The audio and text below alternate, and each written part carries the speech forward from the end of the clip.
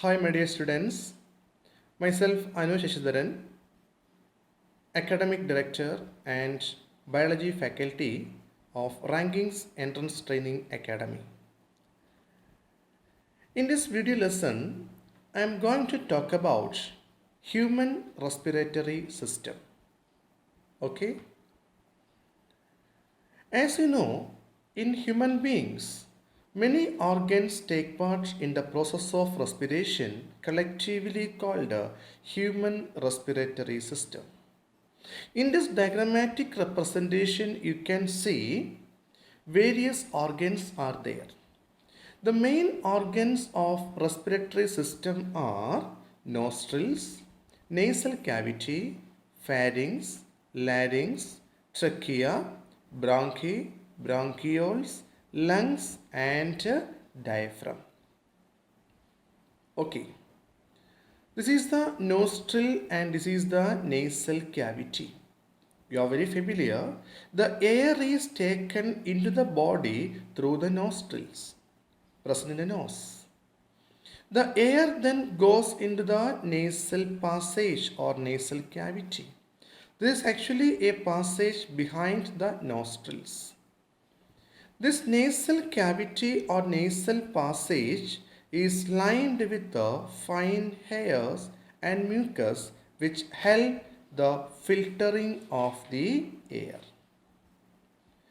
Next part is the pharynx, that is the part of the throat between the mouth and windpipe is called pharynx. See, this is the common pathway for respiratory as well as the digestive system.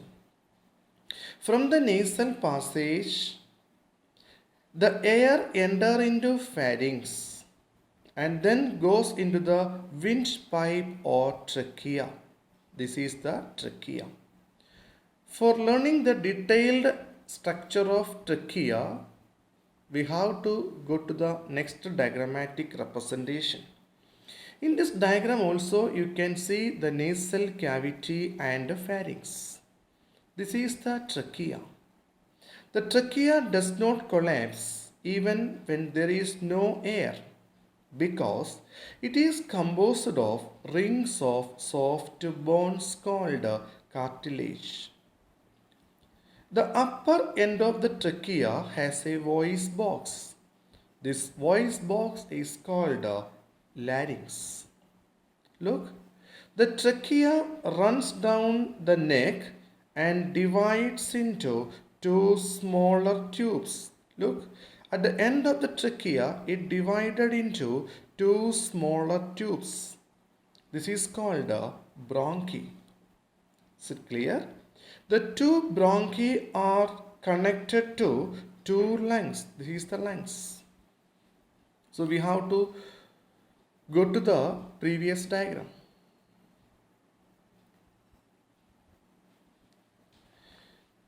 This is the lungs you can see. The lungs lie in the chest cavity which is separated from the abdominal cavity. Look, this is the abdominal cavity and this is the chest cavity.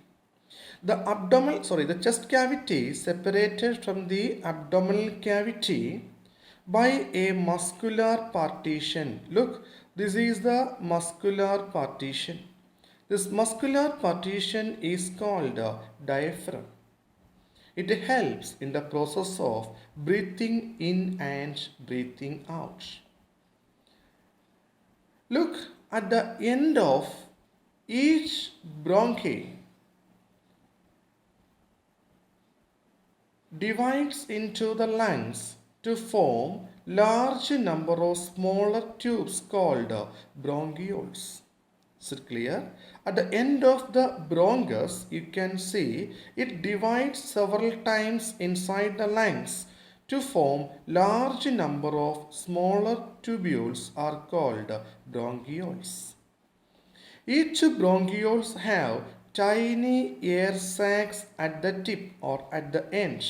This is called alveoli. Do you know the importance of alveoli? The alveoli is the site of gas exchange.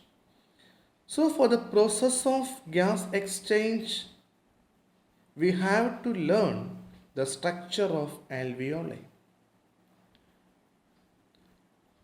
So in this diagrammatic representation, you can see the alveoli. This is the diagrammatic representation of alveoli. There are millions of alveoli in the lungs, which provide a very large surface area for the exchange of gases. This is actually the diagrammatic representation of a single alveoli.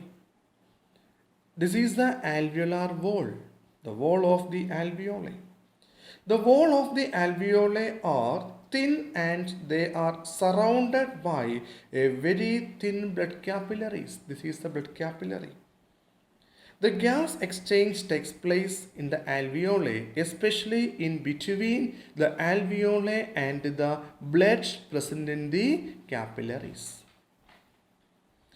As you know, when we breathe in, we lift our ribs and flatten our diaphragm. Then the chest cavity becomes larger as a result. During the process of breathing in, what happens? The air sacs or alveoli of the lungs get filled with air containing oxygen. See, this is actually the air filled inside the alveoli because of breathing in. I said the alveoli are surrounded by very thin blood vessels called capillaries carrying blood in them. So the oxygen of the air diffuses out from the alveoli wall into the blood through a process called diffusion. After diffusion, the oxygen enters into the blood and the blood carries the oxygen to different part of the body. When the body size of the animal is large, the diffusion pressure alone cannot take oxygen to all part of the body. So we need some respiratory pigments. You are very familiar. This oxygen is carried by the blood to all part of the body with the help of a pigment called hemoglobin. Okay. After cellular respiration in each and every cells, especially in the mitochondria, carbon dioxide as the waste. Pretty clear. The waste gases like carbon dioxide also diffuses here. Is it clear? That means the blood carries carbon dioxide back to the lungs where it diffuses into the alveoli. When we breathe out, what happens? The chest cavity contracts and becomes smaller. This contraction movement of the chest cavity pushes out carbon dioxide from the alveoli to the trachea. See? Pretty clear. Because of the contraction movement of the chest cavity, it pushes the carbon dioxide from the alveoli to the trachea, nostrils and out of the body. In this way, dear children, the gas exchange is completed in human respiratory system. Is it clear? Thank you.